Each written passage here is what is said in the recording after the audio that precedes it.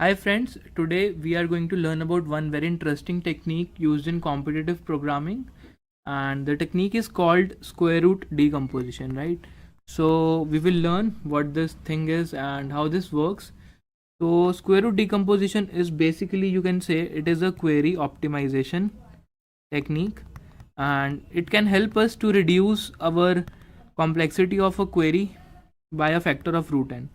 So it will help us to reduce time complexity by a factor of root n, right? Maybe we will see one example very soon, and let me also talk about the idea. What is the idea behind this technique, right? So suppose you are given an array, and you the first step is you will divide this array into chunks of root n. So you will divide your array into sizes of into blocks of size root n, right? Blocks of size root n, where n is the size of the array, right? So suppose if you have an array of size let's say maybe 10, right? So you will divide these into blocks of root n. Root of 10 is, let's say, approximately it is 3. So 3 elements are here, 3 elements are here, 3 elements are here, and let us say 1 element is left, right? So approximately we have divided our array into blocks of root n, right? And the second step is to compute some answer for every block. So we will compute some kind of answer for every block, right? So let us write it. So you will compute some answer, right? So what is this some answer? It will depend upon the what type of query you are having, right? So it will depend upon what type of query you are having for every block. So this is basically the pre-processing step, right? So you are pre-processing, or maybe you can say you are building a blocks array.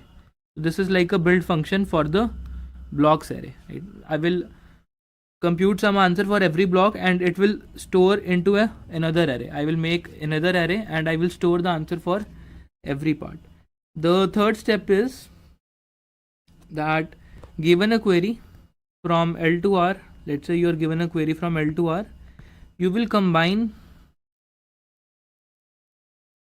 answers for all the blocks, right? You will combine answers for the blocks, right? And which lie in this range, right? Which have the answer for this range, right? So I think this is not quite yet clear. So let us discuss one motivational problem to understand this concept better. So the problem I am taking is a very simple problem, which is also called range sum query, right? So in the range sum query, what will happen, right? So let us say you are given an array which contains some number of elements, and let us say these elements are 1, 3, 5, 2, 7, 6, 3, 1, 4, 8, right? So let's say these are the elements in this array, and number of elements is 10. So the question says that given L and R, you want to find out the range in the sum, right? So there are two type of operations in the question. So the first operation is that if the user queries from L to R, your function should return sum of elements in the range L to R.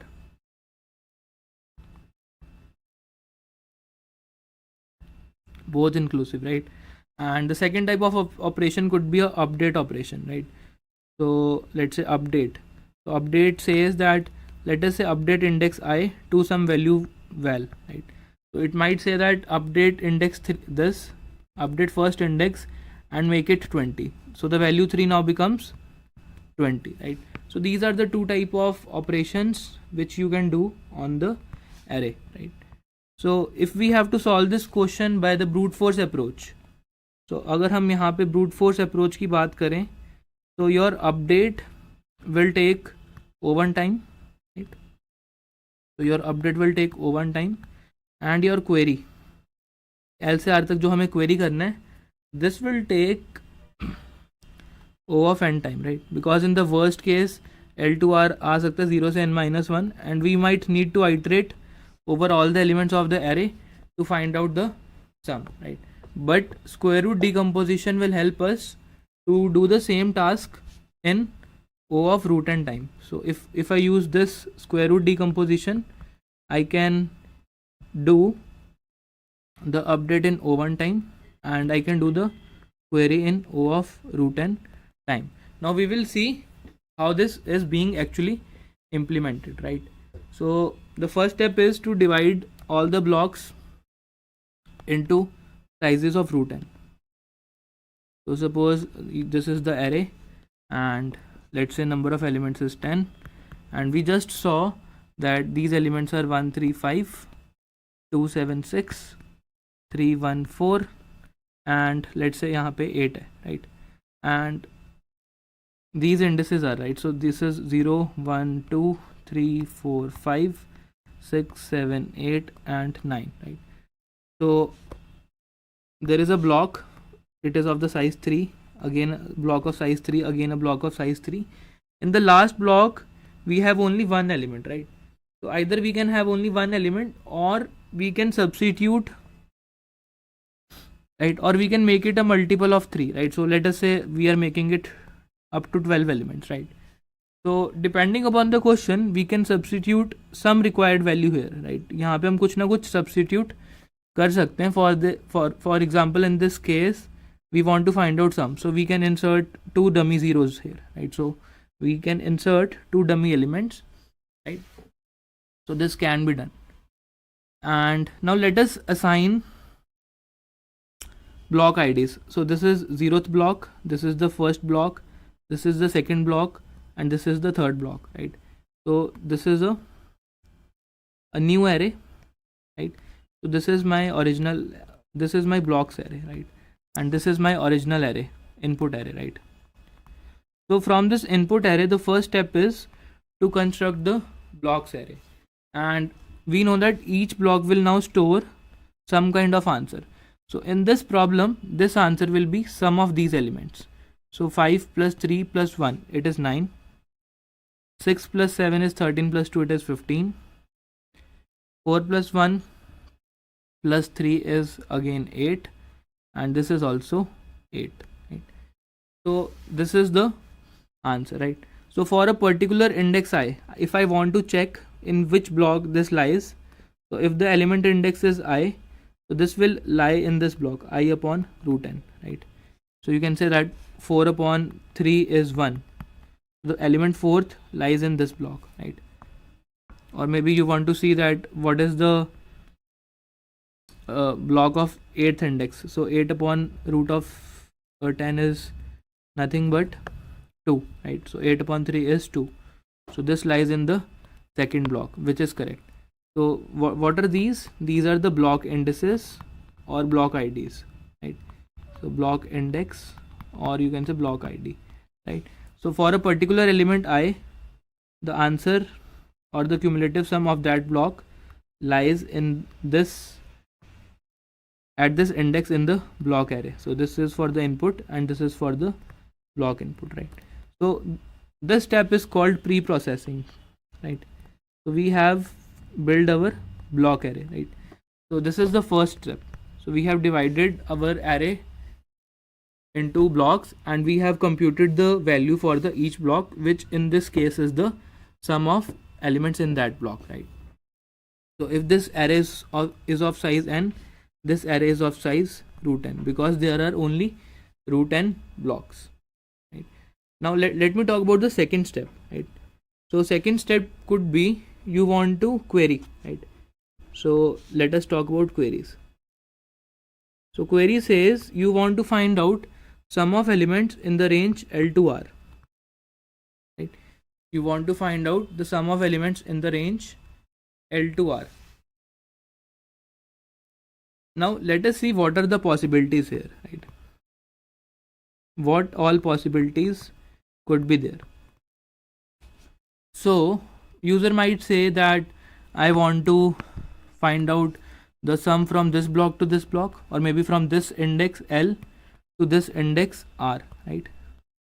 So clearly you can say that this index corresponds to this and this index corresponds to this, you can directly iterate over these two blocks, right? And you can just add them. So you will just do 15 plus 8, which is 23, right? So you can find out the sum, right? So what can happen in the worst case, that you might want to iterate from the first block till the last block, right? So if the user says that I want to find the sum of all elements from 0 to n, right, or 0 to n minus 1, so you will iterate over all the blocks, you will add 9 plus 15 plus 8 plus 8 and return it, right? So the sum is there, and you just take root n iterations to iterate over the entire array, right? Another possibility could be that the indices might lie in the middle of the block. Let us say that a query comes which says find out the answer from the, let's say, from the second index, maybe from this index till this index, right? So let us say till this index, right? So in that case, you need some partial part from this block. Let us say this is b1 block, right?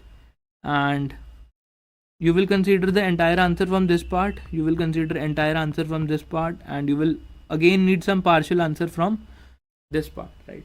So for these blocks, you know that in the worst case you will have root n iterations, right?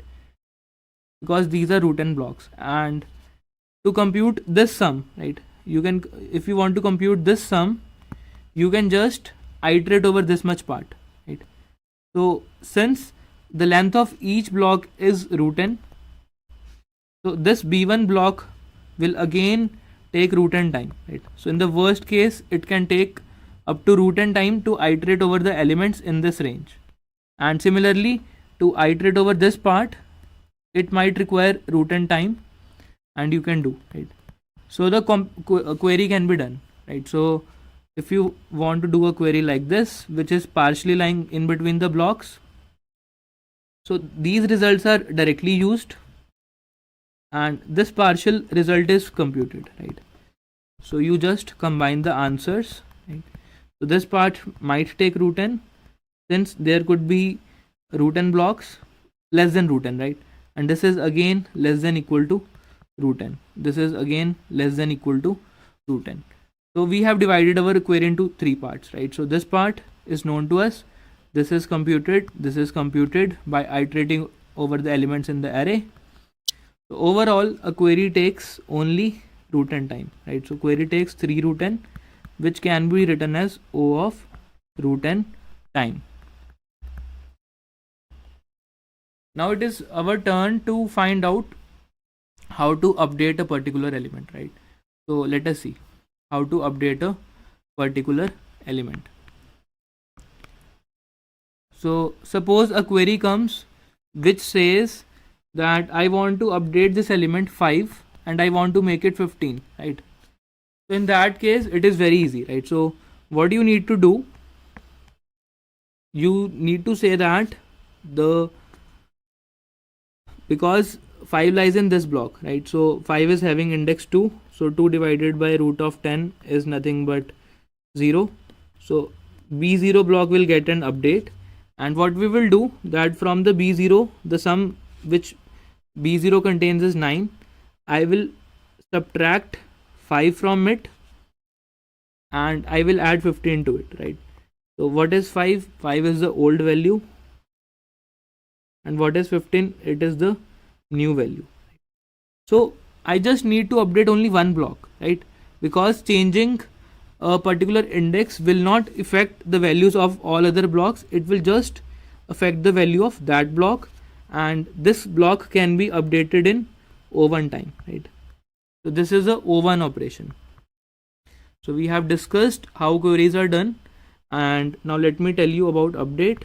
So update we have already seen, that if you want to update a index I with a particular value val, and original value was, let's say, old value, then what you have to do, you have to write that your blocks array will now get a value.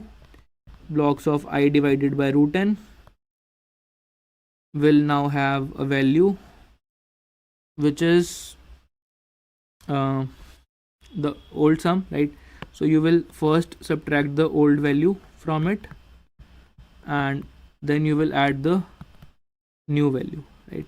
So this is the update you will apply on it, or you can simply say plus equals to new value minus old value, whatever the difference is there, right? So this is the update operation, and this works in just O1 time. So I hope the concept is pretty clear, and in the next video I will discuss the code for this problem. So thanks for watching. I will see you in the next tutorial.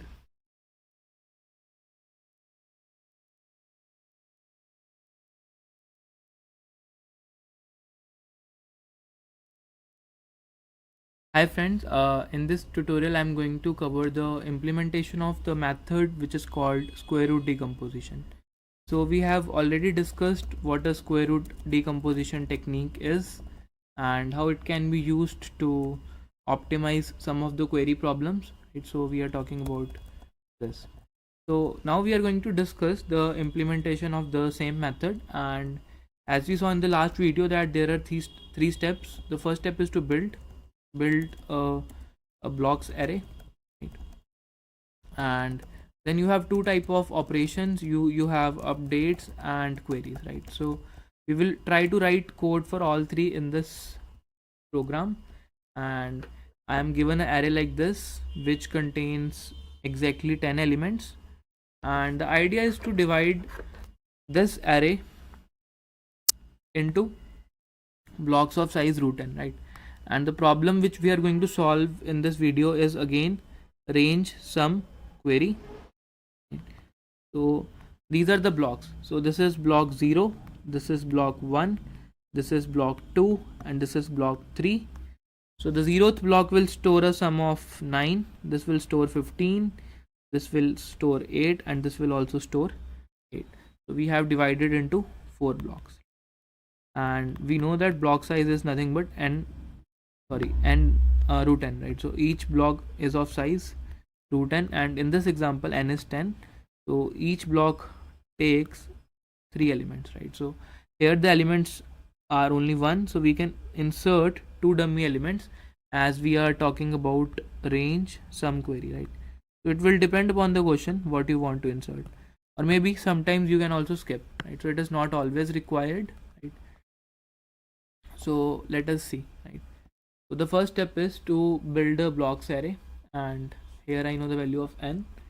So let us compute the value of root n. What is root n? So root n is nothing but sqrt of n, and let us say this header file is alright. So root n we know, and let us first write a build function, and I'm starting from, let's say, the initial block id is -1, right?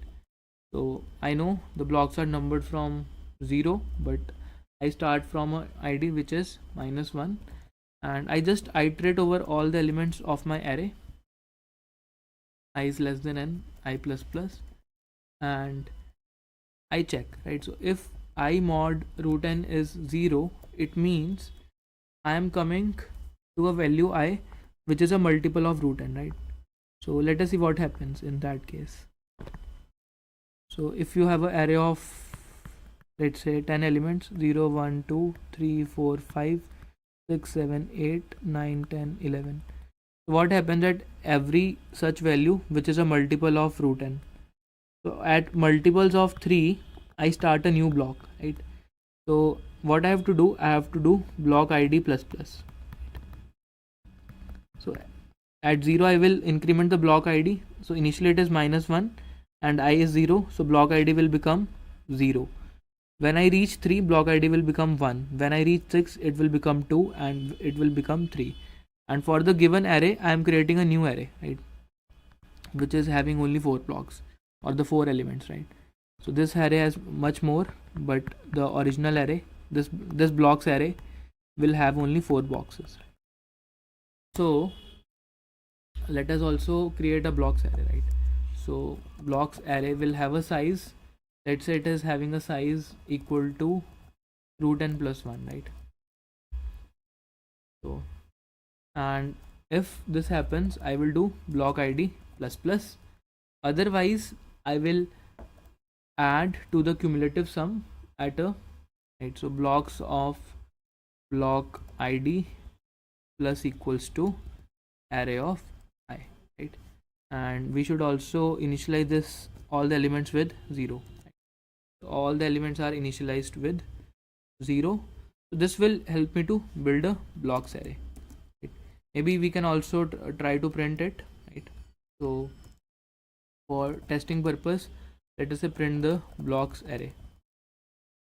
So for int I equal to 0, I less than equal to root n, I plus plus, cout blocks of I. Let us see what our blocks array contain, right?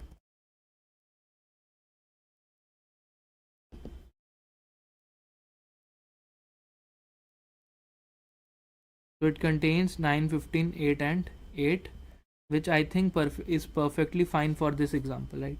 So we have seen, so for this array, this array is divided into 4 parts, and this represents the sum of first part b0, this is block 1, this is b2, and this is b3, right? So same is here, b0, b1, b2 and b3, right? So we have already built this array. So building this array takes on time, so reprocessing takes on time. Now let us talk about query operation, how to query over this array, right? So interesting part. So let us write one function, right? We are solving range sum query and we are going to write the query function. So this query function will accept few parameters, and these parameters are your blocks array, your original array, the query indices L and R, right? From where to where you want to query, and the value of root n, right? Either n or root n, right? So root n is the block size. So let us say our answer is initially 0, right? And the first thing is, now whenever a query comes, I know that this query is divided into now 3 parts, right? So this is your blocks array, right? So b0, b1, b2 and b3, right? A typical query would have something like this. It lies in the middle of some block, it ends in the middle of some block, and it contains the answers from the middle part. So we will split the query into 3 parts, first part, second part and the third part, right? So for this part, I can check that while this thing, the left part, this is the left part, while L mod I is not 0, right? Not equal to 0, I can do L plus plus, and I will just iterate over these elements, right? Why this happens is because every block starts from a multiple of root n, right? Sorry, so it should be L mod root n, right? So this is 3, this is 6, this is 9, right? So whenever I reach 3 from this part, I should stop, right? So I should stop at this part. So let us see in the code. So while L mod Rn is not equal to 0, what I will do, to my answer I will add this array, right?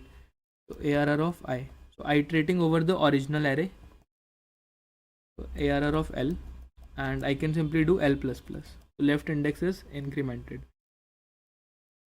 So this is for the left part, right? And few more checks which we can add is that L should be always less than R. So L should be always less than R, and L should not be 0, right? L should not be 0.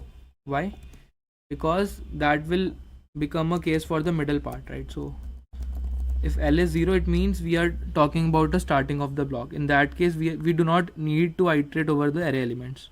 So if L is 0, we can directly add this block, right? Instead of iterating over these elements, we can directly access all the sum from b0. So b0 already contains the sum. So this we have to skip for the case when L is 0. Now let us talk about the middle part, right? So I have to write while L is the left index, right? And let us say L plus Rn is less than equal to R, right? So what does this mean? That we have figured out that this part is now known to us. We are standing at this point, right? Because L is now multiple of root n. So L mod root n is 0 now, and we are standing at 3, right? So we directly need to get the sum from this part S1. Then we need to take our L pointer to this position, right?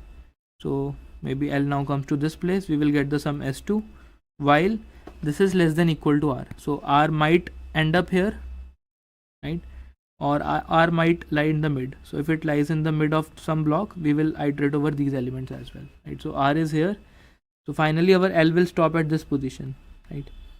Because if we do L plus root n, so L will jump now here, so which exceeds R. So our L will stop at this point, and we will find out this sum by writing while L is less than equal to R. So this is for the third part, right? So let us see the second part now. So for the second part, to my answer, I need to add some elements from the blocks, right? So blocks array I know, and the index is going to be, or let us compute the block ID. Block ID is going to be L divided by root n and blocks of block ID, right? And L plus plus, right?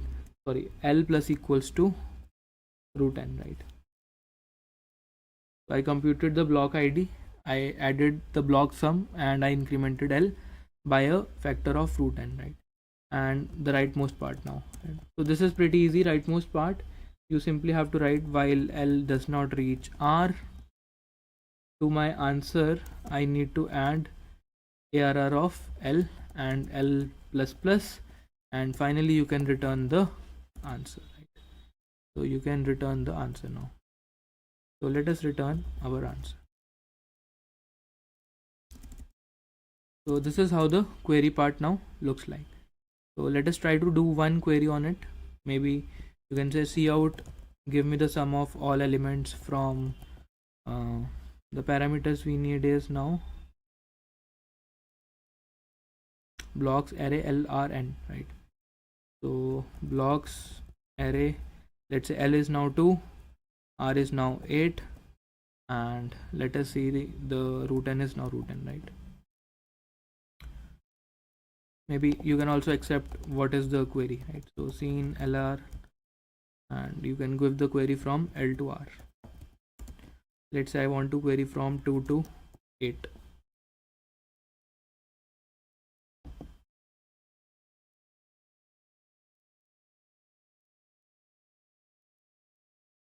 Okay, so this should be small l and small r.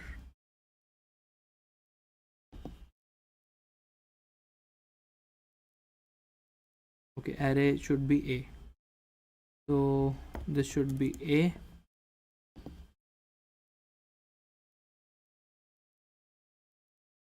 So yes, so it gives us the sum is 28, right? So we can just remove this code, and you can see this sum is coming out to be 28, which I think is correct. Let us verify it. So 0, 1, 2, 3, 4, 5, 8. So it is talking about the sum from this index. So 14, 20, 23 and 5. Yes, so it is 28, right? So our query is working fine. Now let us also write the update part, right? So void update. In the update part, you will send the blocks array, you will send the original array, you will send the index which you want to update, and you will send the new value, right? So let's say I want to make this index 5 as 15, right? So I want to change 5 and make it 15. So I will send index is 2 and make it 15. This is the new value, right? So in the update part, this is very easy now. So we just need to find out the block to which this index belongs to, right? So block ID is now going to be I divided by root n. So root n we also need,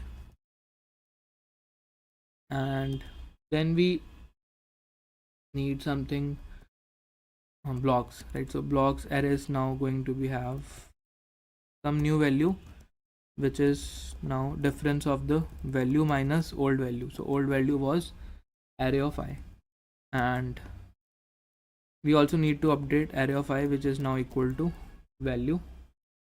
That's it. I think this is fine. Let us try to make one update as well. Let's say I want to update blocks array is array a. So I want to update second index and make it 15, and I give root n. So answer now should be 38 because we have updated 5 to 15, right? Yes, so it is working perfectly fine. So all right, so you can note down the code ID. So the code ID is 6043 at Coding Blocks Online ID. So I hope this concept of square root decomposition is now pretty clear to you, and you will apply this concept to solve some of more competitive programming problems. So thank you for watching. I will see you in the next tutorial. Hi guys, this is Karthik, and in this video we'll be discussing the Mohs algorithm. So basically the Mohs algorithm is based upon the idea of square root decomposition, and it is also known as query decomposition. Okay, so whenever you have a problem in which there are a lot of queries that you need to answer, the Mohs algorithm might be useful to optimize the brute force solution that you come up for the problem. Okay, so basically this algorithm will be useful for range query based problems. So range query problems, and you just need to come up with a brute force solution. You have to come up with a brute force solution to the query problem, and once you're able to come up with a particular kind of brute force solution, which I'll be discussing further in this video. So once you're able to come up with a particular kind of brute force solution, you'll be able to apply Mohs algorithm and optimize your overall solution to probably pass the time limit at the competitive programming platform you're coding at. Okay, all right. So in general, the Mohs algorithm will be useful. Yeah, it will be useful when the queries are offline. This means you have all the queries beforehand, right? And there is no update query. So no update query.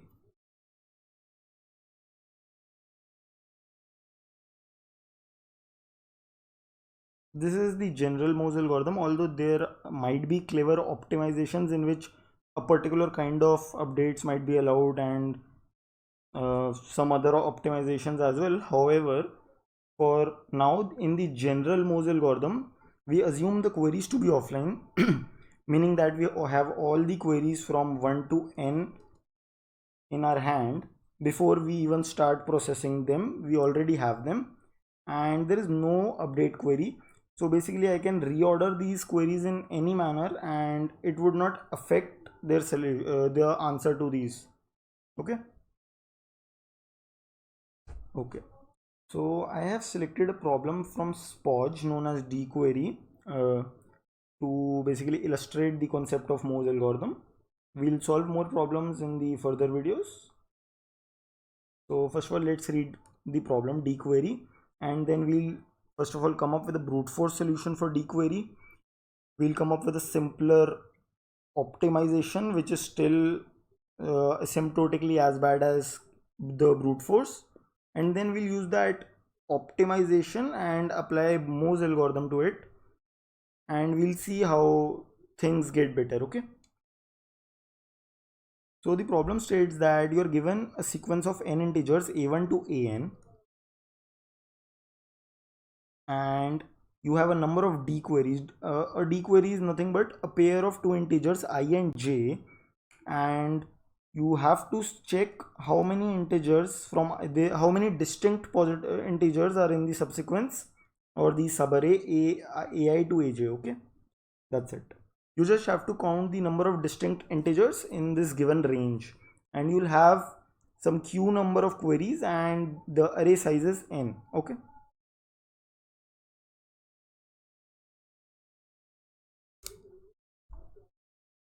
So line 1 is the number of integers in the array, then you have n integers. Next you'll have q number an integer q, that is the number of queries, and in the next lines you basically in the next q lines you will receive two integers I and j, and you have to tell how many distinct integers are in the range I to j. Okay, so you can go through the sample input as well. You have the array 1 1 2 1 and 3, and the first query is 1 to 5.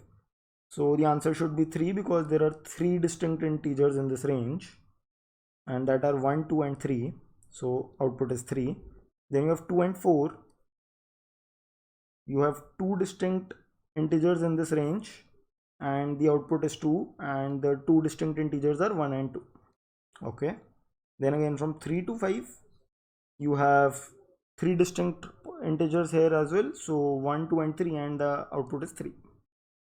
So hopefully the problem is clear to you. You should pause the video now and try to solve it on your own.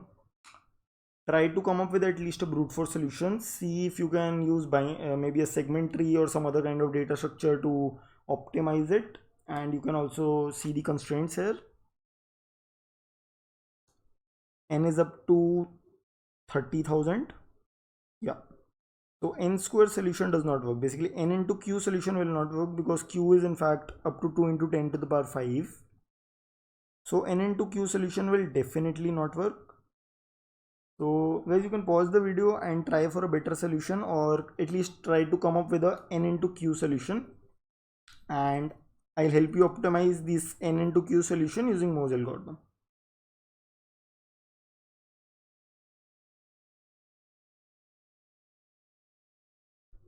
Okay, so let's consider solution 1, brute force.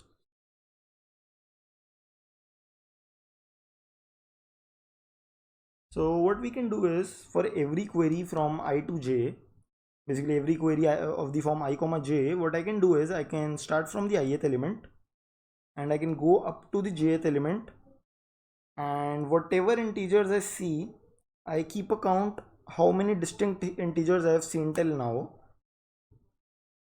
and I simply output whatever is the answer. So maybe I could keep an unordered set, and I could keep putting all the integers I see into that particular set, and at the end whatever is the size of my set, because set will only contain distinct integers, the unordered set. So whatever is the size of the unordered set, once I have traversed from I to j and I have inserted all the elements from ai plus 1 and up to aj into the unordered set, whatever is the size of the set will be the answer to the query. And in this form I'll be able to answer each query in big O of n time. Okay, so my complexity will be big O of n into q. All right, now let's try to optimize a little bit. Okay, so imagine that I just calculated the answer for a particular query. Okay, so my query looked something like this, and I calculated the answer for this particular query. And let's say the next query is something like this. So the L is the same, however the R is a little to the right of this guy. So let's say this is L1 R1 and this is L1 but R2. So in the brute force what I would do is I would go again from L1 to R2. However, I can clearly see that in the range L1 to R2, L1 and R1 is contained, isn't it? So what I could have done was simply take R1 to the right and reach up to R2, isn't it? So this might have been an optimization. So let's see what we can do in the general case.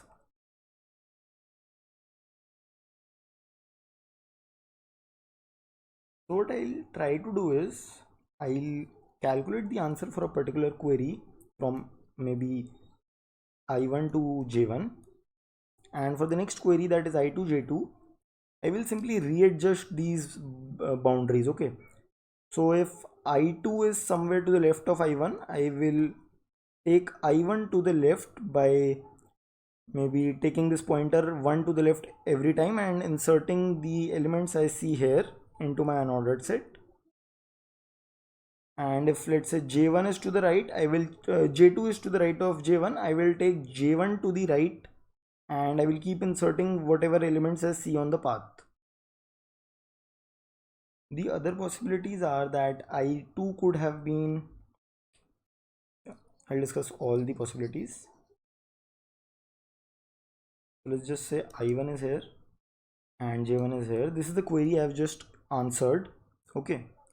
And imagine that I2 is somewhere to the left of I1.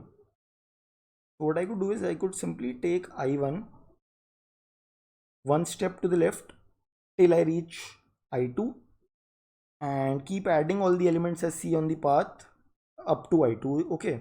And I'll keep adding them to the elements that I have seen. Okay. The other possibility was that I2 could have been to the right of I1, in which case I would have taken I1 to the right till I reach I2 and remove all the elements I see on the path. Okay. But again, if I just keep track of the distinct elements and remove an element which I see, that would not be correct, because it might be possible that a particular integer was occurring twice or thrice in a particular range, and if I say I want to remove that particular integer from my unordered set, then I'll be deleting all of the occurrences, right? So instead what I'll do is I'll keep what integers I have seen and how many times I have seen. If I have seen them at least once, I'll keep an entry in an unordered map, the integer corresponding to its frequency. Okay. And my answer to each query will be the size of this particular map. And whenever some frequency reaches 0, I will remove this particular entry from the map itself. Okay. So you can imagine for J2 on your own, it's symmetric just like I1 and I2. So if J2 would have been to the left of J1, I would have moved J1 one by one to till I reached J2, and I would have removed all the elements that I see on the path. And if J2 would have been to the right, then I would have moved J1 to the right one by one till I reach J2 and added all the elements that I've seen on this particular path. Okay.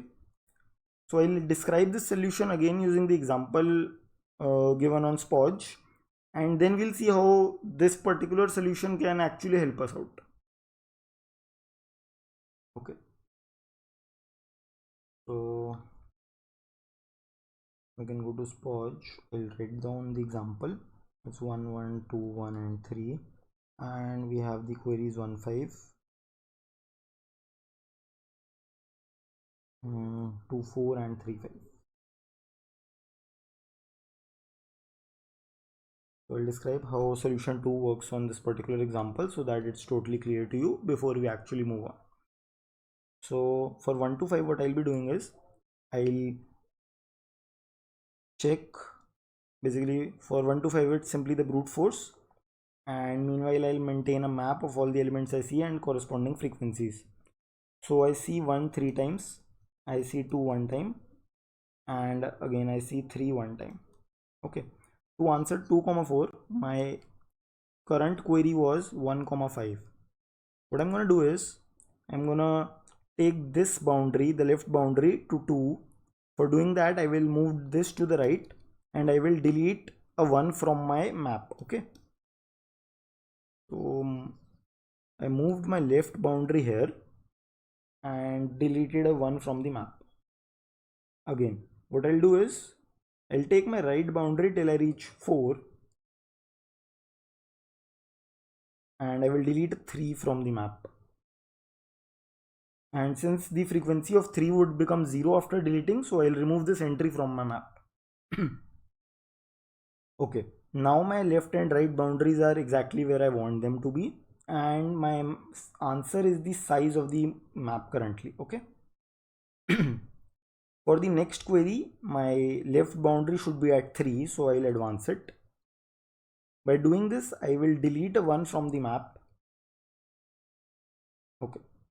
Next, my right boundary is supposed to be on 5, so I'll move it rightwards. And when I do this, I'll be adding a 3 to the map. Okay. So, because now 3 is in the range, right? And finally, my left and right boundaries are exactly where I want them to be. So I'll answer my query to be the size of this particular map. And the answer for this query is 3, 2, and 3. Guys, hopefully the solution 2 is totally clear to you. And now we will discuss how Moore's algorithm helps us optimize the solution from n into q to q root n plus q log q. Okay, so let's find out. So the intuition here is simply that if we reordered the queries in a particular order and then use this kind of solution too, then we might be able to basically improve the time complexity, right? If we were able to reorder these queries in some form, then our time complexity will get better. So maybe like answering this query first and then answering some query that is something like this, right? Instead of answering this query and then let's say I answer this query and again then I answer this query. If I were able to order these queries in a particular format or some particular order, then my time complexity might just get better. So let's discuss the Moore's algorithm technique, and once you have discussed the technique, we'll discuss why it actually improves the time complexity. So here is what it says. We had an array of size n, right? And some of the queries started at some index I and then they were up to the jth index. We had to calculate the number of distinct elements in this particular range. What Moore's algorithm says is that you divide this particular array into blocks of size root n each, right? And then you have root n blocks or each of size root n approximately, right? Okay. Then once you have done this, the algorithm says to answer the queries, the correct ordering should be an ordering that helps us improve the time complexity. It says the following should be the correct order. A query that starts in some block number I, so yeah, block number 0, 1 and block number root n. So a query that starts in some block number I should be answered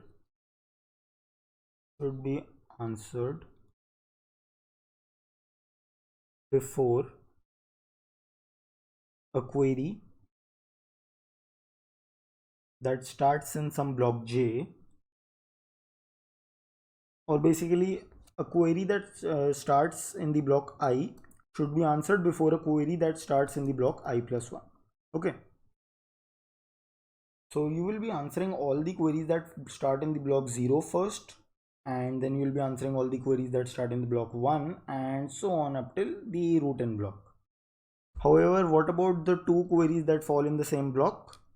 For them, if there are two queries that fall in a particular block I, answer the query first which has a smaller right index. Okay, so let's say two queries fall in the block I and one has the right endpoint as j1 and the second one has j2. Okay, so I1 and I2 both fall in the same block, but j1 is less than j2, then you answer this query 1 first. Okay, so that's it. That is the entire Moore's algorithm. So first of all, always answer all the queries that fall in some block I before answering any other query in block I plus 1. And if two queries fall in the same block, or maybe more than two queries fall in the same block, the query that should be answered first is the one that has the smallest right endpoint. Okay, so if two queries were falling in the same block, that means I1 and I2 fall in the same block and j1 is less than j2, then q1 should be answered before answering q2. That is the entire Moz algorithm. It is nothing but the reordering of the queries and basically reordering the way in which we answer the queries.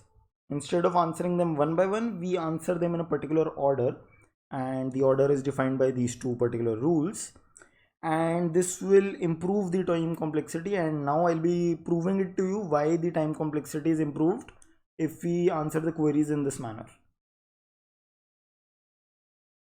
Okay. So now consider these blocks.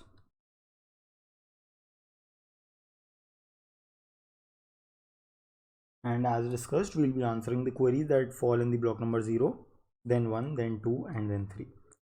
So let's say the first query that fell in the block 0, and of course many queries can fall in the block 0, but the query that has the smallest right endpoint will be answered first, of course.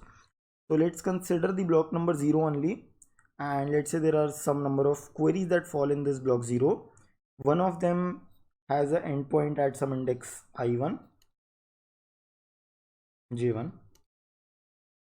Some other query that fell in the block 0 has the endpoint J2 and maybe up to Jk. So there are k queries falling in the 0th block, and their endpoints are J1, J2 and up to Jk, so that J1 less than J2 and so on till less than Jk. So of course the query that has this particular endpoint J1 will be answered first, then J2 and then so on till Jk. So let's see what will be the time complexity here. Right, first of all, for the first query, let's say it's I1 J1. Of course I will need to traverse all the elements starting from I1 up to J1, right? So my point left boundary is at I1 and my right boundary moves forward, whereas left boundary stays at I1. Once my right boundary has reached J1, I will be able to answer this particular query. For the next query, I2 J2. I2 is in the block number 0 only. So I2 might be to the left of I1 or to the right of I1 in the same block, and I'll have to move towards I2. So my left boundary is going to move either left or right. And what is the maximum movement that that the left boundary will move? The maximum that it will ever move is that if these two queries fell in the block number 0 and it's I1 was here, the left boundary of the first query, but I2 is somewhere here, right? Then the left boundary moves at most root n steps, okay? Whereas my right boundary moves from J1 to J2. Okay. For the next query, my I3 can be somewhere else. It could be here, or let's say in the worst case, it coincides with I1 and it is here. So again, my left boundary would move root n steps and my right boundary would move from J2 to J3. So let's analyze the time complexity for one block, and then it will be clear to you how the time complexity has improved. For a particular block, no matter how many queries are in this particular block I, the right pointer, the right boundary of a query will at most move n times, right? The right pointer will move at most n times because it is only going to the right. It is never moving left. So whenever I answer some query 1, then answer query number 2, my right boundary only moves to the right because of the way I am answering them. Since the query that I answer first has the right boundary to the leftmost as left as possible, so my right boundary is only going to advance to the right as I answer more and more queries in this particular block number I. Okay, so we have analyzed that the right pointer movement is at most big O of n. What is the maximum movement of the left pointer? So over one query, so shifting from some query number 1 to query number 2 in the same block, I will be moving at most my left boundary root n times for one query, right? And there might be many queries that fall into this particular block, and in the worst case all the queries might fall in this particular block. So in that particular case, over all the queries my left pointer movement is big O of q into root n, because per query I move my left boundary root n times, and for q queries I move my left pointer q root n times, and overall this time complexity for this particular block then becomes big O of n plus q root n. But there is not just one block, there are instead root n blocks. So over all the blocks you can notice that if for one block the right pointer movement is big O of n, then over root n blocks the right pointer moves n root n times in the worst case. And let's say I answered some number of queries in this particular block, and then I'm moving to some other block. In that case my left boundary may move up to big O of n, but that thing only happens only at most root n times, because there are root n blocks, and in the worst case only root n times I'll be changing the block from one to the other. So let's take n root n for that, and inside a block per query it's root n, so q root n for that. Per query my left boundary moves root n times, so overall it becomes big O of n root n plus q root n, and this time complexity improvement is purely due to the reordering of the queries. Okay, and that's it. By doing this we'll be able to solve the problem swatch d query. What we'll do is we'll simply sort the queries as described by the Mohs algorithm, and that is going to take q log q time by sorting all the queries in the particular order by the blocks, and after sorting by the blocks we sort them by their right endpoints. Then we simply answer each of the queries one by one by moving the left and right boundaries as discussed in the solution number 2, and finally our overall time complexity becomes q log q plus n root n plus q root n, and that is sufficient to pass the time limit. So guys, I'll be implementing this in code in the next video. I hope the video was helpful to you. Thanks for watching.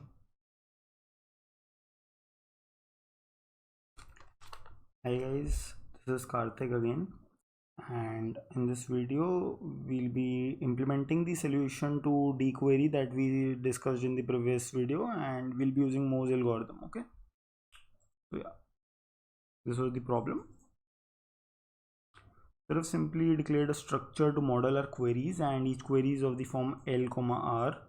So this is the left hand of the, basically the left boundary of this query, and this is the right boundary, so L comma R. Q number basically tells which number query this is. So since we were going to change the order of these queries in our Mohs algorithm, we would also need to keep track what was the real query number this query was. Okay, so Q number represents that, and here I've simply taken the inputs. First of all, I've taken a n sized array as the input. These are the integers of the array, and then this is a vector of queries, and I've taken the queries as input. Here they have used 1 based indexing, so the queries start from 1 and can go up, their right boundary would go up to n. However, I'll be using 0 based indexing, so I've taken u minus 1 and v minus 1 instead of u and v. Okay, so this is just to make it 0 based. Also, I would also like to do this thing. Let's store the query number, so q number equals to I, right? So that's it. After this I'll call the function solve, and this should solve the answer for every query and print the answer as well. Okay, so the first step of Mohs algorithm says is to sort the queries. Okay, so we'll be doing just that. Sort queries dot begin comma queries dot end. However, the compiler does not know how to sort these, so I need to provide a comparator.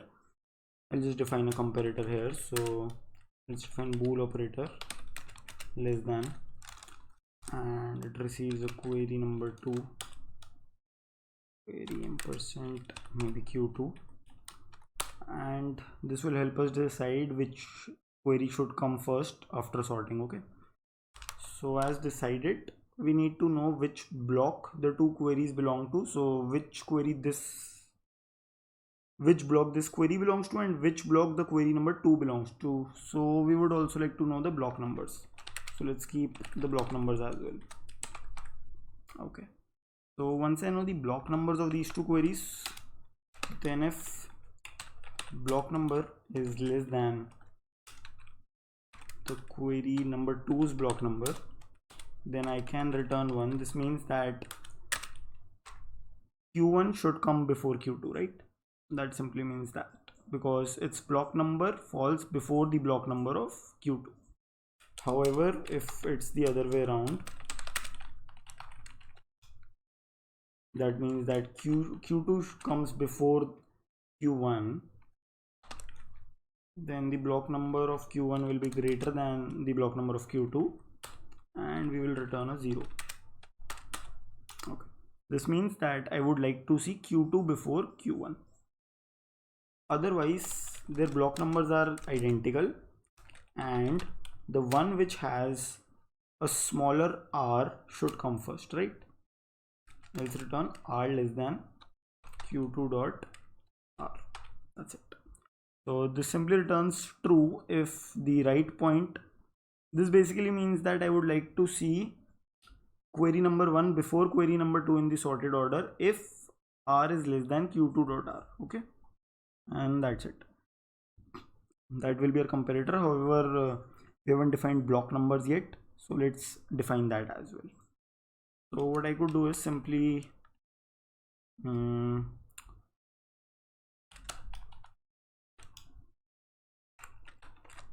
dot block number equals to u divided by root n, I guess. Okay, so let's define root n.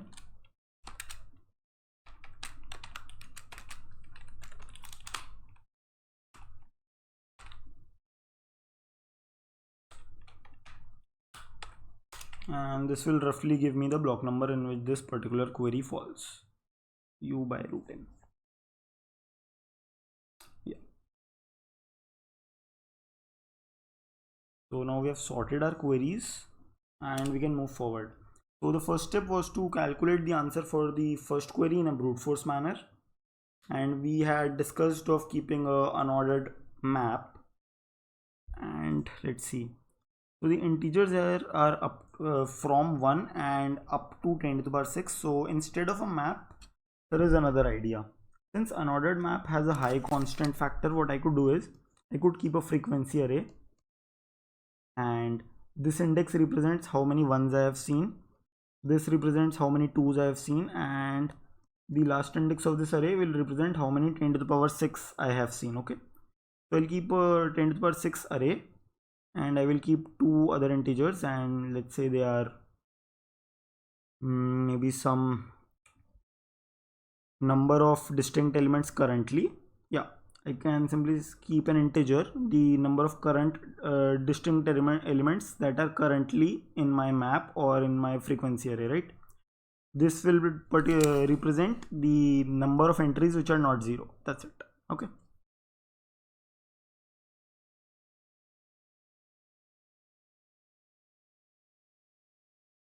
so I'll declare it here. Let's keep integer frequency 10 to the power 6 3. Yeah, that's right. Now what I could do is I need another integer as well, the number of entries which are not 0. So integer distinct. Yeah, that's it.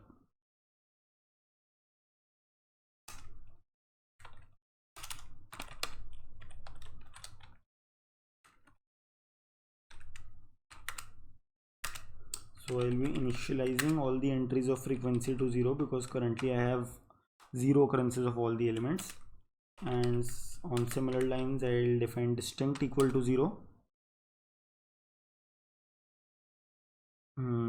let's calculate the answer for the first query, and then let's see how we can readjust those queries. Okay, so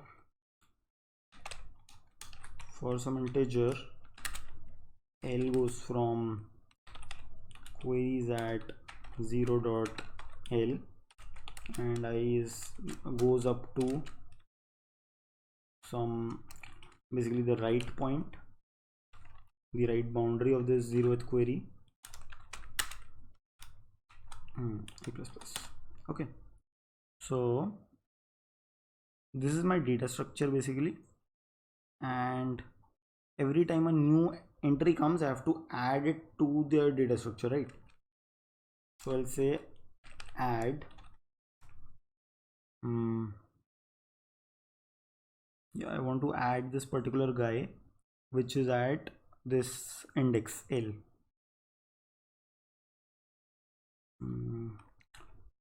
I goes from the left hand side, left boundary of the query to the right boundary of the query, and I'll add this particular entry to my data structure, right? And distinct will automatically be updated by the function add. So here is what I do: add array at high. That's it. So let's make a function add as well. It is receiving an integer element. What it is doing is simply frequency at element +1, and let's say if the frequency of this element was 0, then this is a new element, and this element has been seen the first time, so it is unique and it should be counted to distinct. So distinct plus plus if frequency at element was 0 before adding this element.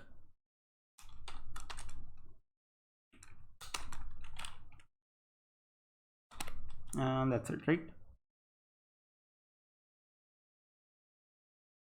Yeah, after this we have the answer of our first query in distinct, and what I could do is, let's create a vector to maintain all the answers. So let's say I have this vector of integers, answer to every query, and answer will be of the size queries dot size, of course, because there will be as many answers as there are queries.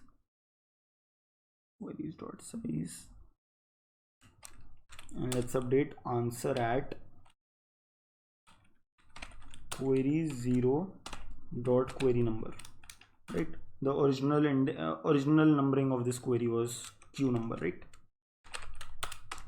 So we have answered our first query, and from now onwards we'll simply be adjusting the L and R and answering the queries, right? So for every query from integer, the first query and up to queries dot size, the 0th query has been answered, so I'll start from 1 and go up to the last query.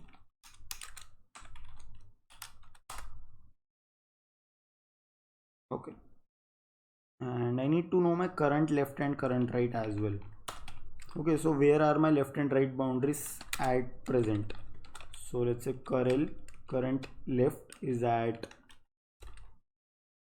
the left boundary of the 0th query, and similarly the current right is at the right boundary of the 0th query. And I'll say that adjust these boundaries to fit the ith query. So I'll say adjust curl and cur r to fit the ith query.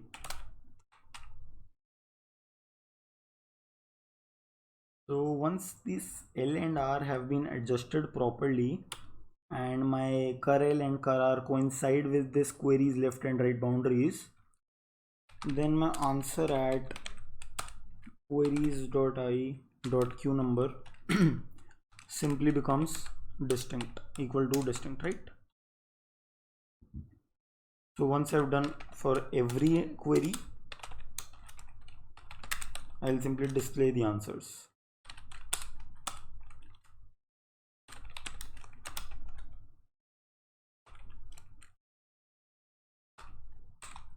So yeah, we're almost done, except that we need to implement this adjust function. Yep. So let's make a function named adjust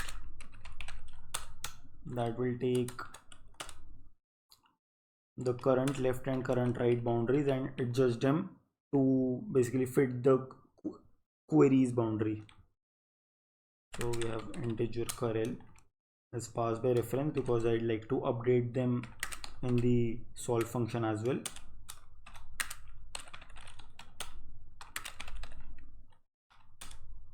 Query queue, yeah. So fit curl and curr to query queue. So the things that could happen is that the current the current L could be less than q dot L. Okay, in that case what I'll do is while curl is less than q dot L, I need to move curl to the right and all the elements that are on the path will now be removed, right? So all the elements seen on the path, remove them and keep moving rightwards till you reach q dot L. So remove. Okay, I also need the array here.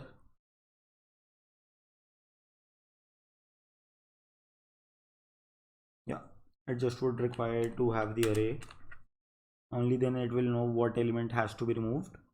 So remove array at cur.l from the data structure and move the left boundary rightwards. That's it, right? And once you have reached q.l, then that's great, you are at the correct point. The other case that could have happened was that my q.l was to the left of curl, right? So in that case what I'll do is, so while curl is greater than q.l, I need to move towards q.l.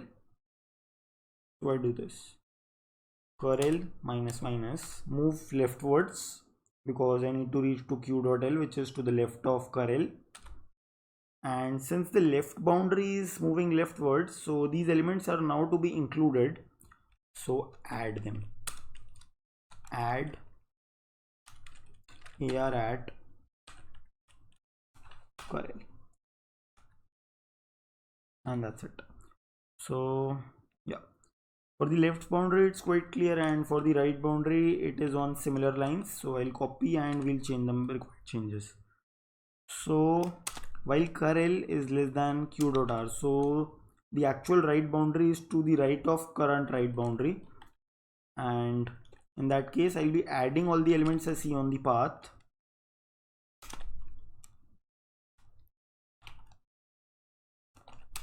First of all, I'll be advancing my current r to the right,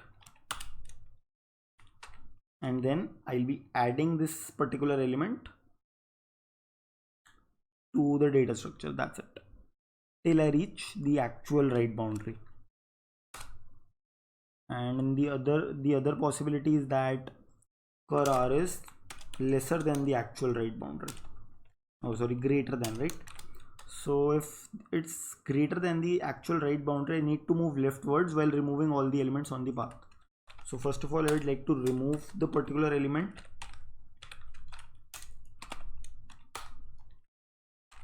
and then I would do cur r minus minus, right?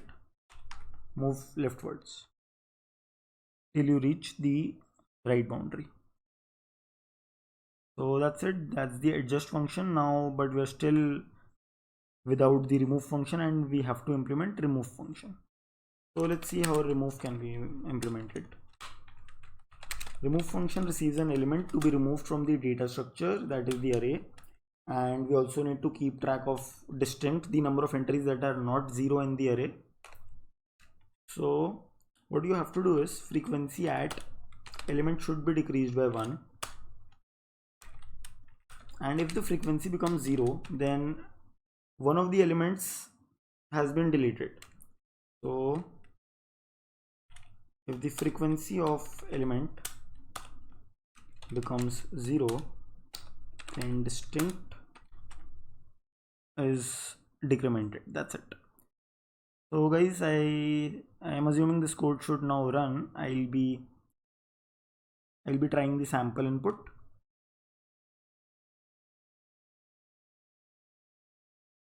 So, yeah.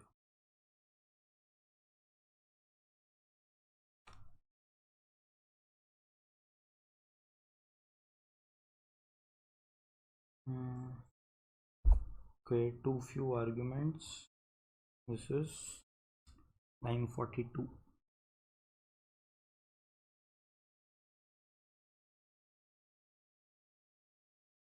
Sorry, 988.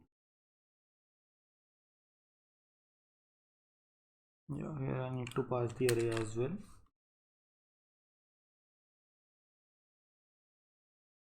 Okay, I haven't declared u and v. So just declare them here.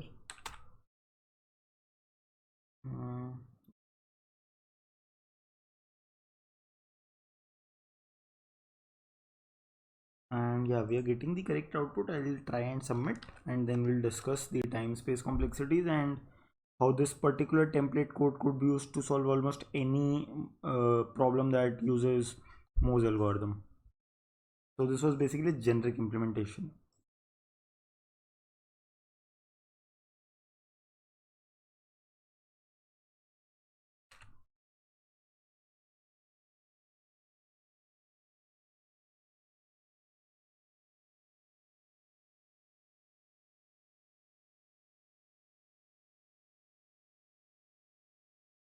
So yeah, you can see that we've gotten accepted verdict, and this did not get a TLE only by sorting the queries in a particular manner and then answering them instead of directly answering them in brute force. Using the Mohs algorithm, we simply sorted them in a particular order and it got accepted verdict because the time complexity improved very much. It went from n into q to q into root n. Alright, so guys, basically I would comment about the code here. This code could almost be used for any kind of Mohs algorithm problem. All you have to do is, this sort function remains the same. The query is here. You can have this kind of structure and this is generalized for any kind of problem. Then this kind of adjust function is also generalized. All you would have to implement for different kind of problems would be the remove and the add functions. The implementation of remove and add is dependent upon the problem on hand, whereas the implementation of all the other functions is independent of the problem that you're solving, and it is totally the Mohs algorithm technique that is implemented. Okay, so only thing that needs to be implemented according to the problem or is dependent on the problem is the add and the remove functions and the data structures that are being accessed by the add and the remove functions. So here we used an array. Instead of the array, it could have been a map, it could have been a set, it could have been a segment tree or a Fenwick tree in also.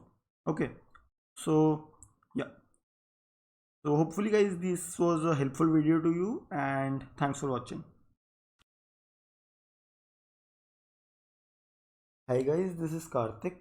In this video we'll be solving the a problem from CodeChef, which is Daddy and Chocolates. So you can pause the video, go through the problem once on your own, and then I'll be explaining it to you in my words. So what the problem says is that there are n ingredients in a shop and each ingredient has some associated cost. So let's say that the first ingredient has a cost of C1, and then second one has C2, and up to the nth ingredient has a cost Cn. So we'll be given q number of queries and each query is of the form L, R. What we would like to do is, for every query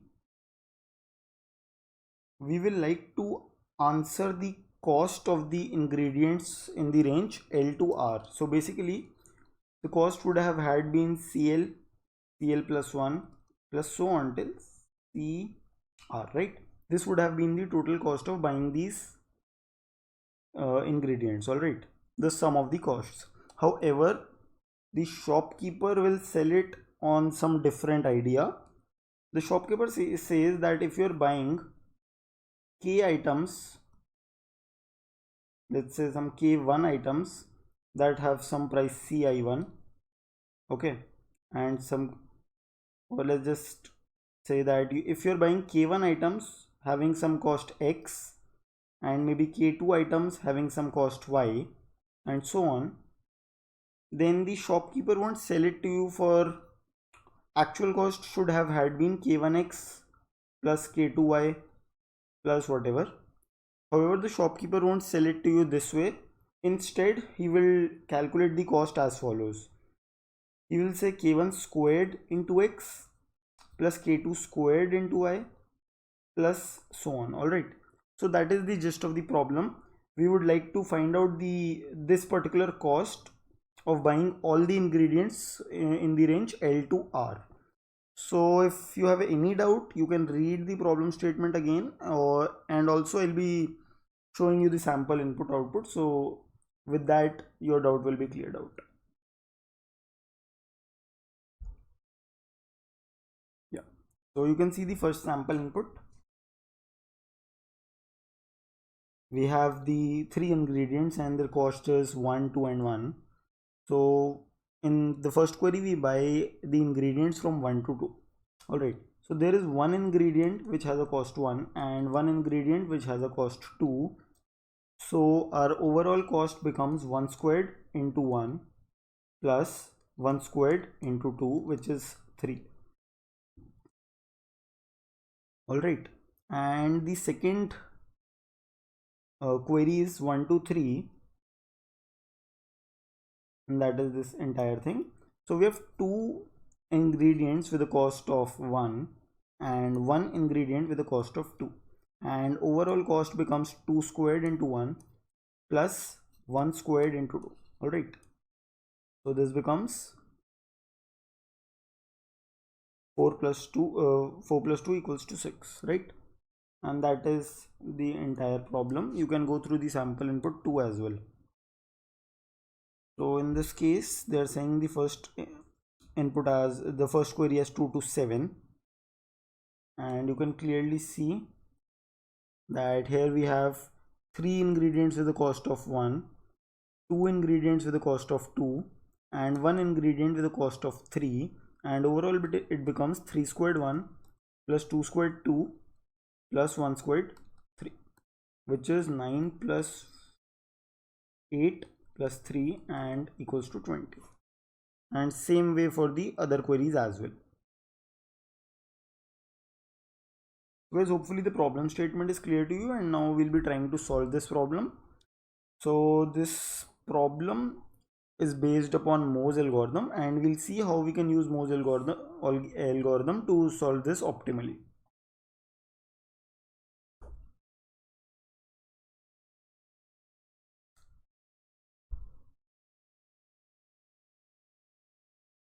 So the first step of solving any problem that may use Mohs algorithm is to come up with a brute force solution, right? Come up with a brute force, and then secondly, try to make a add and a remove function. Making add and remove function is simply by saying that you have to make an add and a remove function. It simply means that if you've calculated the answer for some query and your left and right boundaries currently are set for that particular query, then you should be able to readjust these boundaries by maybe you must be able to basically take this boundary to the left and add this element, or you can take the left boundary to the right by one step and remove this element, right? So if you are able to come up with a good brute force, and you are also able to come up with add and remove functions, which simply imply that you are able to shift your left and right boundaries as per your wish, and that too efficiently, right? If I am able to basically use a particular query, if I am able to use this particular query to also answer this query by shifting this right boundary to the right efficiently, then that means that I'm able to come up with some add and remove functions, right? So first of all, you need to come up with a brute force solution, and then you have to come up with add and remove functions. And as we saw, if we are able to come up with these two things, then we can use Moore's algorithm to optimize our solution, right? So let's you can guys pause the video once and try to come up with a brute force.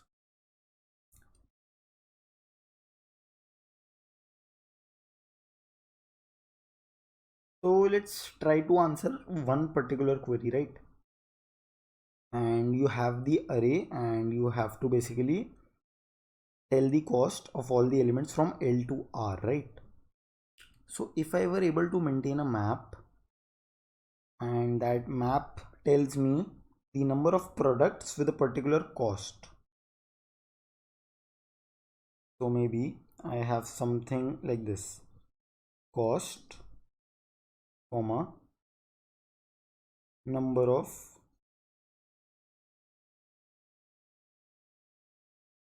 products with this particular cost.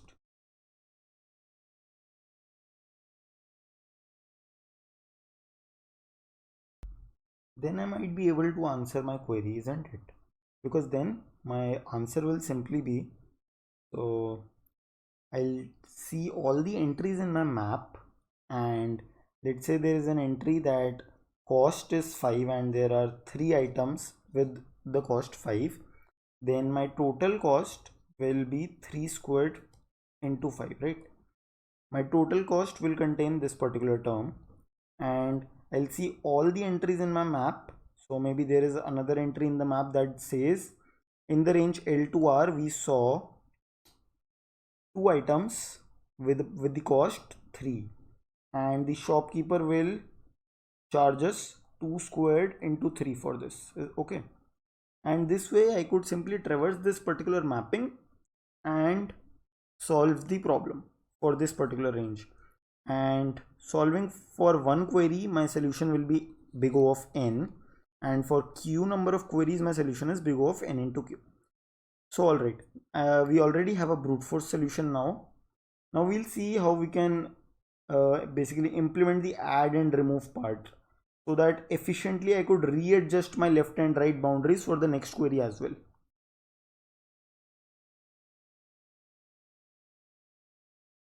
Alright, so let's try to think about the add function first. Okay, so imagine that my query is currently, my left and right boundaries are currently depicted by this diagram, right? Let's just say, and an add needs to be performed. So add means that either L is going backwards and this element will be added, or my right is going forwards, right? Then this element will be added. These are the two cases in which an add needs to be performed.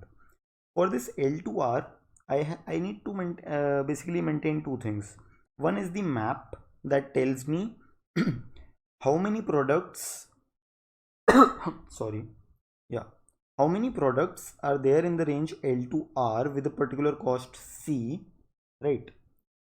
And how many, so number of products with the particular cost C. So I need to keep this kind of map which we discussed.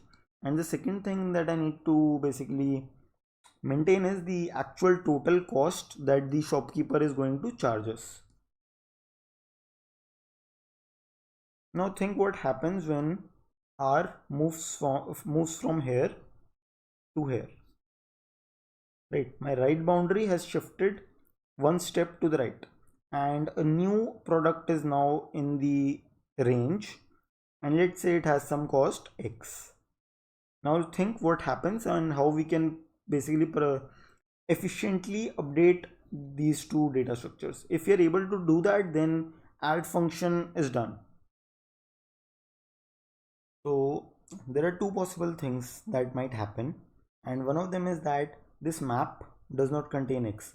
So there was no item in this range that had the cost X before this item. Okay, and in that case what I could do is I could simply add an entry in this map which says x comma 1. That means there is one item with the cost of x in this particular range, and I could update total cost, let's call it TC, and I could update TC to be TC plus equals to 1 squared into x, or simply x. Now let's think about the other possibility. So the other possibility is that this map already contains x. So there is already an entry that says that there are a few number of products with this particular cost, and there is some number corresponding to that. Now this particular entry which says x number of the cost x, and there are y such products maybe, but now another item having the cost x comes in. So obviously this entry needs to be updated from y to y plus 1. However, how do I update the total cost? So before this x entered, this particular entry x comma y was contributing y squared into x to the total cost, right? However, now this entry will be becoming x comma y plus 1, and it should instead contribute y plus 1 whole squared into x. So what I can do is I could subtract the previous contribution from total cost. I would subtract y squared x, and then I will add the new contribution, which is y plus 1 whole squared into x, and that's it. We have our add function now. If I could move the right boundary one step right, I could also do the same thing for the left boundary, and the updates will be very similar to the map and to the total cost. So we have the add function now. Now we simply need to think about the remove function. Once we are done with the remove function, then we'll be able to optimize our overall solution using Mohs algorithm.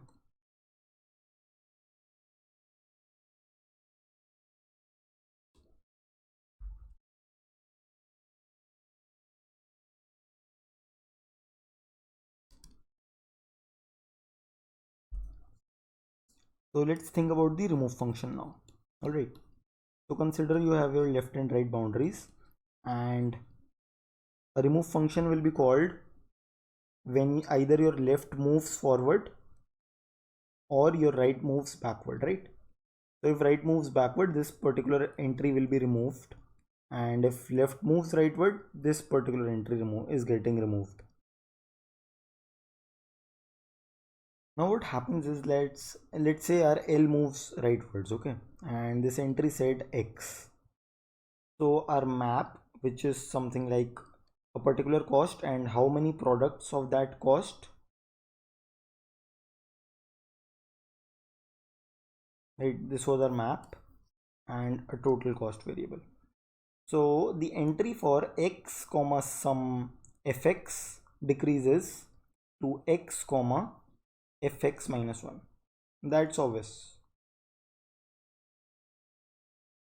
right?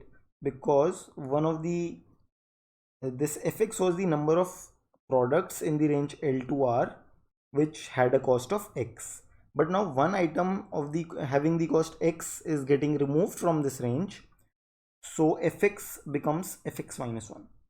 Now how do I update this total cost, right?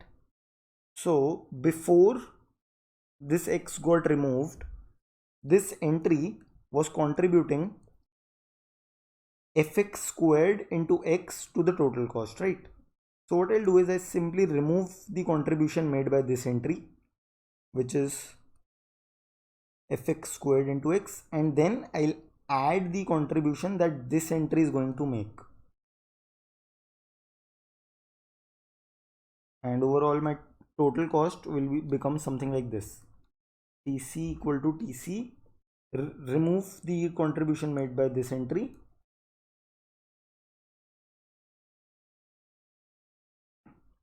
add the contribution that this entry will be making, and that's it. We have our remove function as well. If I can move left to the right, or it is very much symmetric to moving right to the left, and I simply have to take care of this entry and update the map and the total cost. So now I have both my add and the remove function. What I can do is I can simply take in the queries, sort the queries according to Moore's algorithm technique, and the technique says that first of all, take your entire array, decompose it into root n blocks. First of all, you need to answer all the queries that fall in the block I before you answer any query that falls in block I plus 1. Also, if more than 2 queries fall in the same block, you answer the query first whose right point is the closest, right? Or whose R is the smallest. So that is the Moore's algorithm sorting technique, and for the proof of the time complexity, you can watch the first video why this particular sorting mechanism optimizes our result, right? Alright, so guys, hopefully the solution is now clear to you. Our add and remove functions are simply big O of 1, and overall our solution is going to be n plus q into root n. Big O of n plus q into root n, where n is the size of the array, q is the number of queries, and yeah, because our add and remove functions work in big O of 1, so this is our complexity. And whenever you will have that your add and remove functions are maybe log n or root n themselves, then we'll have additional factor included in this overall complexity. So I'll be moving towards the implementation now, and we'll try to use the sample the Moore's algorithm template that we used in the previous problem itself. Okay, and you'll see that it's quite easy to implement Moore's algorithm because most of the code never needs to be changed when you are trying to solve a problem using this particular algorithm. Yeah, so yeah, first of all, the structure query, as in the previous problem, I'll be representing my queries using this structure, and this particular comparator defines the sort order of Moore's algorithm. Yeah, so first of all, we are sorting by the block numbers, and then we are sorting by their right end points. Then we have this add and remove function, which are entirely dependent upon the problem in hand, and we'll be implementing them. Then this is the adjust function, which is almost the same in any Moore's algorithm problem, right? This adjust function takes in curl and curr, the current left boundaries and the current right boundaries, and it makes them to coincide with the left and right of the particular query queue. Next we have this particular function solve. Solve takes in some queries, and the underlying array on which the Moore's algorithm is being applied. Finally, we'll be answering each and every query in the end, and here we do the sorting, and this sorting is the Moore's algorithm technique. Alright, so let's get to the actual implementation part now.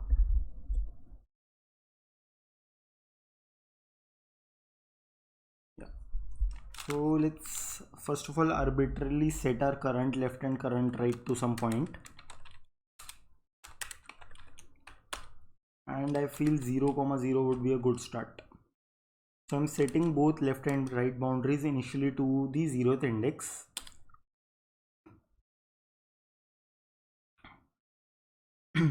And as discussed, we'll need two data structures. One of them was a map.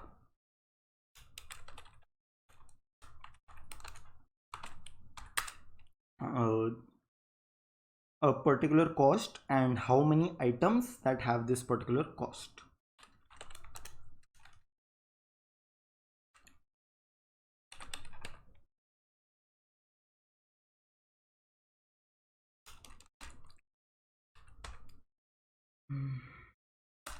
And total cost of the items that are in the range current L, current R. So yeah, total is fine.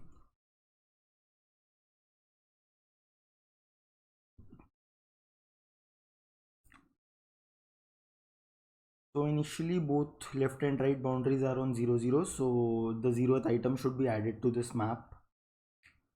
and maybe then cost to fric at what is the cost of the 0th item, and the number of items with this particular cost becomes 1.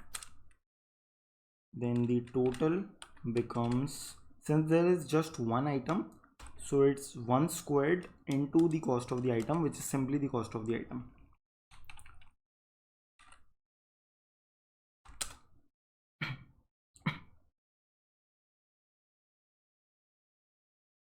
Yeah, okay. So now for every query,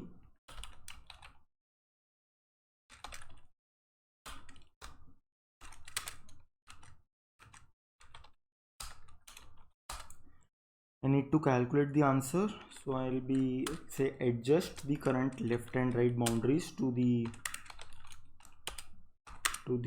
left and right of this particular query q, and I think I do need to pass the array. Yeah.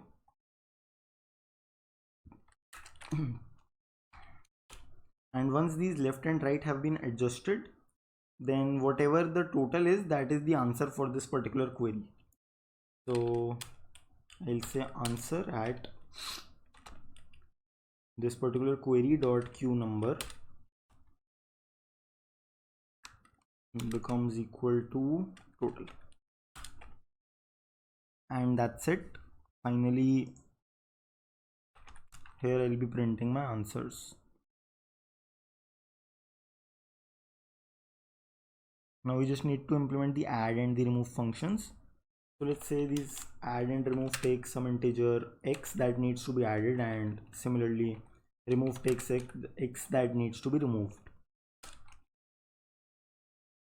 So since I'm adding an element x into my overall range, yeah, cost to fric at x should be raised by 1, right? And let's say the number of items with x before this getting incremented, let's call it fx, was equals to cost of fric at x, cost to fric at x.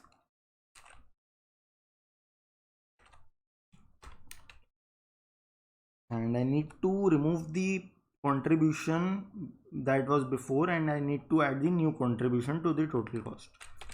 So total minus equals to fx into x. Yeah. Of course this might overflow, so I'll take long instead. Now I'll add the contribution for the new entry, that basically now what the entry has become is, instead of x comma fx, the entry is now x comma fx plus 1. So I'll be adding fx plus 1 whole squared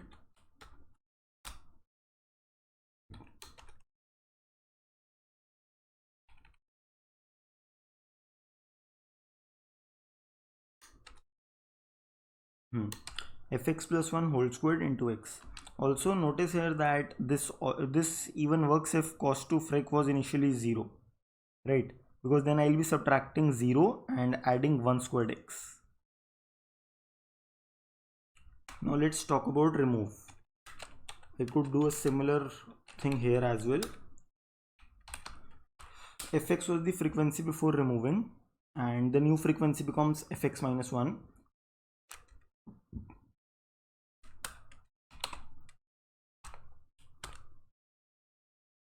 I'll remove whatever the contribution was before, and I'll add whatever the contribution is now. Before, the contribution due to this particular query was simply fx squared into x. That thing has to be removed, and now the contribution will be fx minus 1 whole squared into x, right? So we have implemented our add and remove functions as well now, and this code should work. I'll try out a sample test.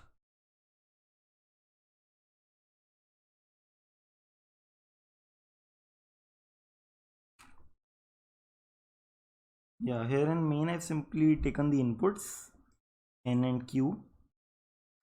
Okay.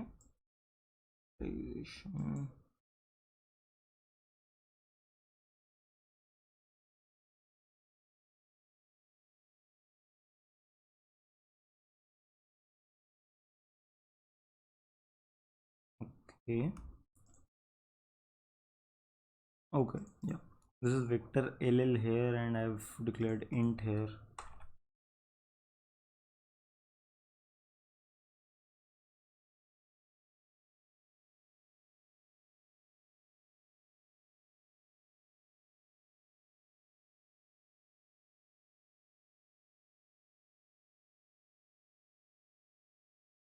Yeah, we are getting the correct output for this. I'll also try this one out.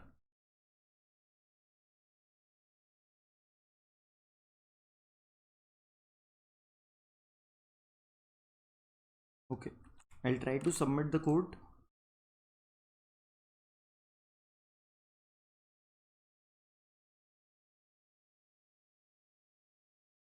Yeah, in the main I had simply taken the inputs and the number of elements, the number of queries. Here I've taken the costs or the cost array, or the basically the cost of every ingredient. Then I've taken the queries in the input. This is root n to decompose my queries into different blocks. Here since they were giving one based input, so I made them zero based for my algorithm, and I've defined block number as in which where the left point of my query falls. So I simply did u by root n and found out the block number. Then I called the solve function. Alright, so we got time limit exceeded. I'll check why. So one of the possible reasons of getting a time limit exceeded here would be using an unordered map. They have high constant factors. So we'll see if we can replace these unordered maps with something more efficient, maybe an array or something. But for that we'll need to see the costs. Yeah, they go up to 10 to the power 4, 5 and 6. So maybe I could entirely replace this map with something faster, maybe an array.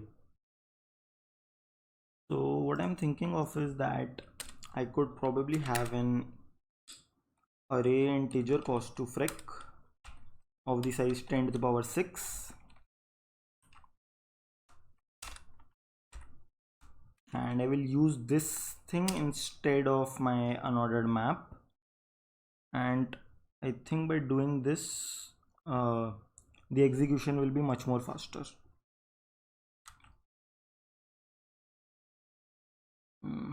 Maybe I should just check once again.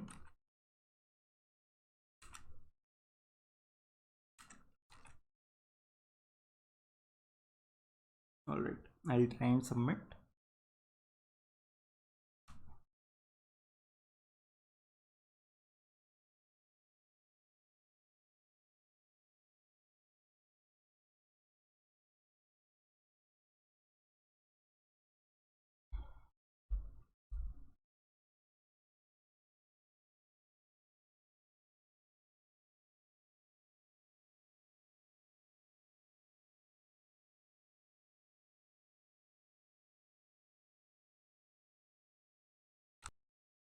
Alright, so we're getting a wrong answer now, and the thing that could possibly go wrong is that I haven't initialized this array once for the first thing, and the other thing that might go wrong is that the costs could become really large, right? Let me just first initialize cost to fric. I'll initialize it to a 0.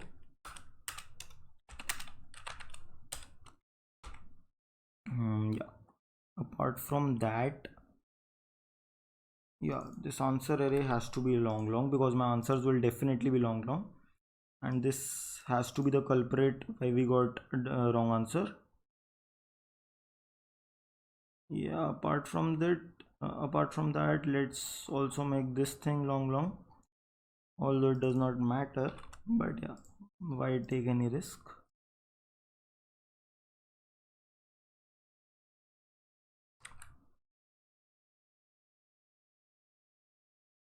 But yeah, of course, the answer to the query will definitely exceed the overflow the integer. So a wrong answer was very much expected if we are using an integer to store the answer for the queries.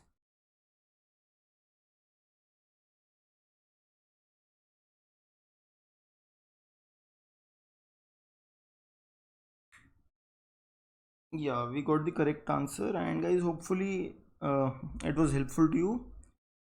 And apart from Mohs algorithm, I hope you also learned about the high constant factor that the unordered maps have. The only reason why our solution timed out was because we were using an unordered map which have a high constant factor.